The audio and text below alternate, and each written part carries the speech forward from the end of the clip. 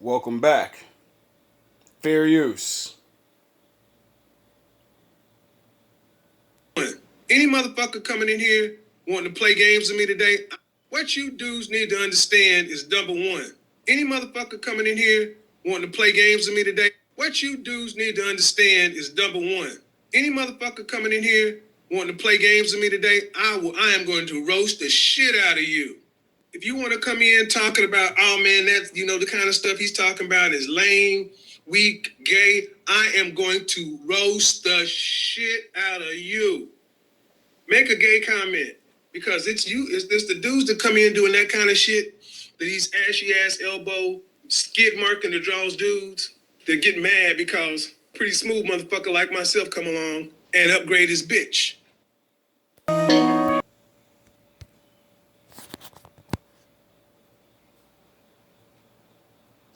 Every man's life ends the same way.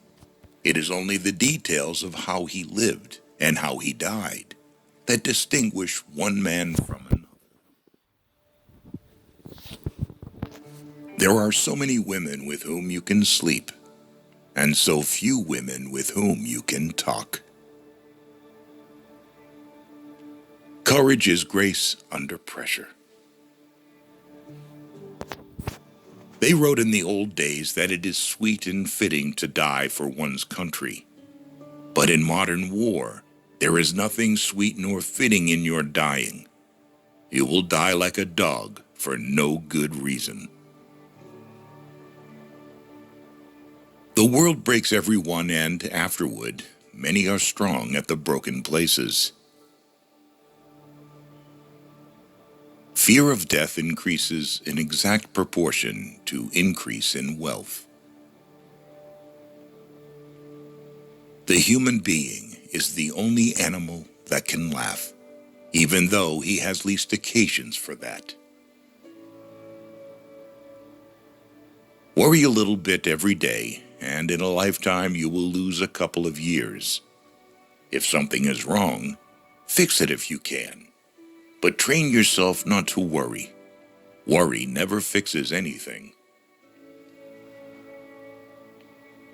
There is no lonelier man in death than that man who has lived many years with a good wife and then outlived her. If two people love each other, there can be no happy end to it. I like to listen. I have learned a great deal from listening carefully. Most people never listen. I love to go to the zoo, but not on Sunday. I don't like to see the people making fun of the animals, when it should be the other way around. There is nothing noble in being superior to your fellow man. True nobility is being superior to your former self. Life isn't hard to manage when you've nothing to lose. Now is no time to think of what you do not have. Think of what you can do with that there is. The thing is to become a master in your old age, to acquire the courage to do what children did when they knew nothing.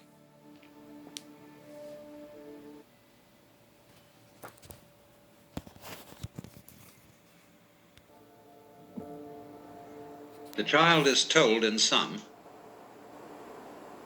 that we, your parents, elders and betters, command you to do what will please us only if you do it spontaneously. And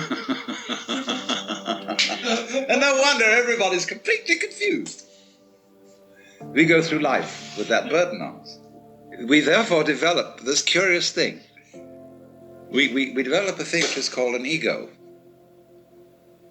Now, I've got to be very clear to you what I mean by an ego. An ego is not the same thing as a particular living organism.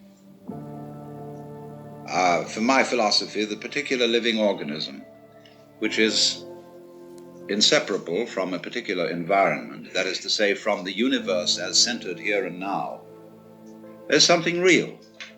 It isn't a thing. I call it a feature of the universe.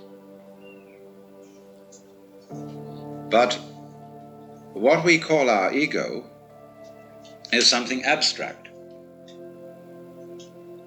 which is to say, it has the same order and kind of reality as an hour, or an inch, or a pound, or a line of longitude. It is for purposes of discussion. It is for convenience. In other words, it is a social convention that we have what is called an ego. But the fallacy that all of us make is that we treat it as if it were a physical organ, as if it were real in that sense, when in fact it is composed, on the one hand, of our image of ourselves, that is our idea of ourselves, as when we say to somebody, you must improve your image. Now, this image of ourselves is obviously not ourselves, any more than an idea of a tree is a tree, any more than you can get wet in the word water. And to go on with, our image of ourselves is extremely inaccurate and incomplete. Would that some God the gift did give us to see ourselves as others see us. We don't. So my image of me is not at all your image of me. And my image of me is extremely incomplete in that it does not include any information to speak of about the functioning of my nervous system, my circulation, my metabolism, my subtle relationships with the entire surrounding human and non-human universe. So the image I have of myself is a caricature. It is arrived at through mainly my interaction with other people who tell me who I am in various ways, either directly or indirectly, and I play about with what their picture is of me, and they play something back to me so that we set up this conception. And this started very, very early in life. And I was told, you see, and you were told, that we must have a consistent image. You must be you. You have to find your identity in terms of image. And this is an awful red herring. A lot of the current quest for identity among younger people is a search for an acceptable image. What role can I play? Who am I in the sense of what am I going to do in life, and so on. Now, while that has a certain importance, if it's not backed up by deeper matters, it's extraordinarily misleading. So therefore, on the one hand, there is this image, which is intellectual, emotional, imaginative, and so forth. Now, we would say, I don't feel that I am only an image. I feel there's something more real than that, because I have a sense of there being a particular sort of, how do we say, a center of something, some sort of sensitive core inside the skin. And that corresponds to the word I. Let's take a look at this. Because the thing that we feel as being myself is certainly not the whole body. So you tend to put your ego on the side of the unseen part of the body, the part you can't get at, because that seems to be where it all comes from and you feel it. But what is it that we feel? Because if I see clearly and my eyes are in functioning order, the eyes certainly are not conscious of themselves. There are no spots in front of them, no defects, in other words, in the lens or in the retina or in the optic nerves that give hallucinations. So also, therefore, if my ego, my consciousness is working properly, I ought not to be aware of it as something sort of there, being a nuisance in a way in the middle of things, because your ego is awfully hard to take care of. Well, what is it then that we feel? Well, I think I've discovered what it is. It's a chronic, habitual sense of muscular strain, which we were taught in the whole process of doing spontaneous things to order. When you're taking off in a jet plane, and the thing has gone rather further down the runway than you think it should have without getting up in the air,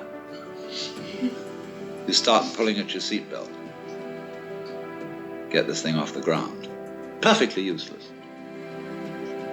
So in the same way, when our community tells us,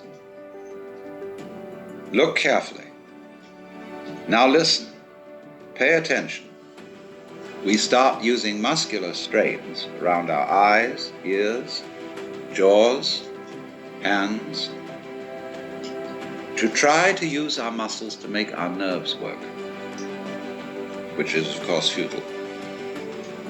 And in fact, it gets in the way of the functioning of the nerves. Try to concentrate.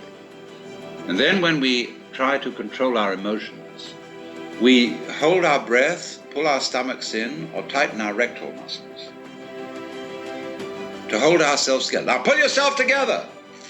Immediately, what are you to do? What does a child understand by that? He does it muscularly, pulls himself together. It's just useless. So everybody chronically pulls themselves together, so that it's so funny if you get a person to just lie on the floor and relax. Well, there's the floor under you, as firm as can be, holding you up. Nevertheless, you will detect that the person is making all sorts of tensions. So that chronic tension, which in Sanskrit is called sankocha, which means contraction, is the root of what we call the feeling of the ego. So that, in other words, this feeling of tightness is the physical referent for the psychological image of ourselves. So that we get the ego as the marriage of an illusion to a futility. Even though the idea of an I with a name, with a being, is naturally useful for social communication, provided we know what we're doing and take it for what it is. But we are so hung up on this concept that it confuses us, even in the proposition that it might be possible for us to feel otherwise. Because we ask the question, if we hear about people who have transcended the ego, well, we ask, how do you do that? Well, I say, what do you mean? You, how do you do that? Because the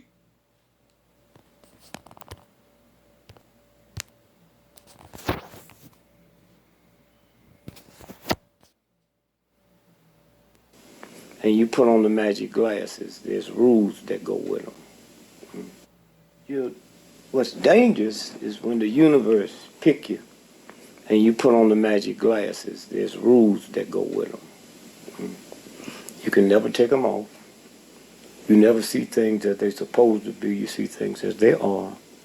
And you can never force nobody else to wear them. So I read all the papers. What's dangerous is when the universe pick you and you put on the magic glasses, there's rules that go with them. You can never take them off. You never see things as they're supposed to be. You see things as they are. And you can never force nobody else to wear them. So what's dangerous is when the universe pick you and you put on the magic glasses, there's rules that go with them. You can never take them off. You never see things as they're supposed to be. You see things as they are. And you can never force nobody else to wear them. So. Your power lies in your ability to control your emotions. Once someone has command over your inner world, they become your master. Protect your reputation at all costs. When it is strong, your rivals will seldom challenge you. When it is weak, attacks will come from all corners. Stamp out the embers before they become a blaze. Do not make decisions when clouded by emotion. Wait for a clearing and then act. Be adaptable in your rule. The tides of change are unceasing and will slowly erode any rigid structures that stand against it. Be fluid or risk being turned to dust. To tap into the true potential of your power, focus your energies towards a singular goal. Beware of those who claim to have no interest in power, for this is often a strategy to disarm you. When the time comes, they will strike without hesitation, and it will be too late to act. An isolated kingdom is a vulnerable one. To be strong, you must have alliances. A fortress can quickly become a prison when surrounded by enemies.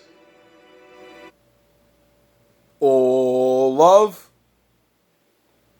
all praise to the Most High.